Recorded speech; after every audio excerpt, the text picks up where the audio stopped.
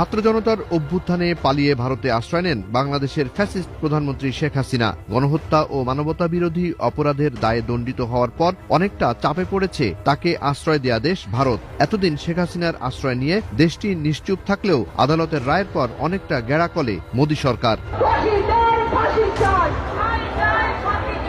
ভারতে অবৈধ অনুপ্রবেশকারী ধরার অভিযান ত্বরান্বিত হওয়ায় শেখ হাসিনা সহ বাংলাদেশ থেকে পালিয়ে ভারতে আশ্রয় নেয়া আওয়ামী লীগ নেতাকর্মীদের ব্যাপারে সমালোচনা তীব্র হচ্ছে দেশটিতে।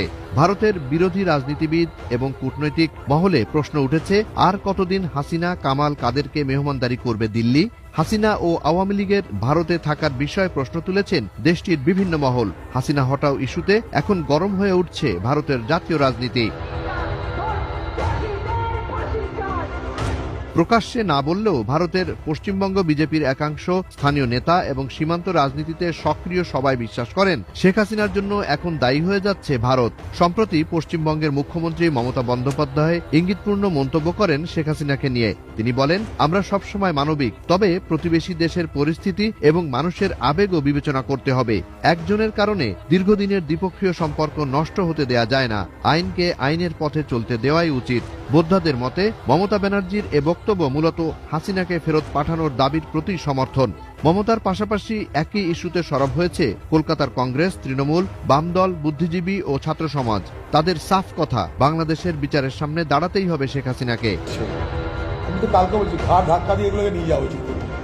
এ নিয়ে পশ্চিমবঙ্গের কংগ্রেস নেতা অধীর রঞ্জন চৌধুরী বলেন, ভারত কোনোদিনই স্বৈরাচারীদের নিরাপদ স্বর্গ হতে পারে না।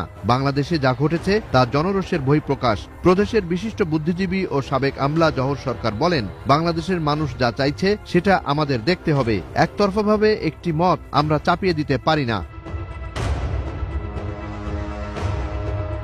শুরু থেকে বিষয়টি নিয়ে কঠোর অবস্থানে ভারতের অল ইন্ডিয়া মজলিসি ইত্তেহাদুল মুসলিমিন প্রধান আসাদুদ্দিন। সম্প্রতি এক সমাবেশে তিনি বলেন, হিন্দু নির্যাতন নিয়ে কুম্ভীরাশ্রু ফেলা সরকার আজ স্বৈরাচারী হাসিনাকে ভিআইপি আতিথেয়তা দিচ্ছে।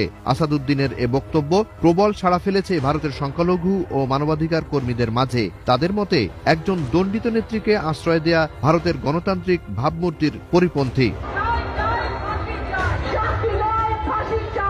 এদিকে শেখ হাসিনাকে ফেরত পাঠানোর দাবিতে রাজপথে নামার হুঁশিয়ারি দিয়েছে কলকাতার সুশীল সমাজ ও ছাত্ররা। কলকাতার বিশিষ্ট চলচ্চিত্র পরিচালক সৌমিত্র দস্তিদার বলেন, ইতিহাস সাক্ষী, যখনই কোনো শাসক জনগণের কণ্ঠরোধ করেছে তার পতন হয়েছে। বাংলাদেশে হাজার হাজার মানুষের রক্তের দাগ যার হাতে, তাকে মানবিকতার দোহাই দিয়ে আশ্রয় দেয়া মানে সে অপরাধকে সমর্থন করা। একজন সচেতন নাগরিক হিসেবে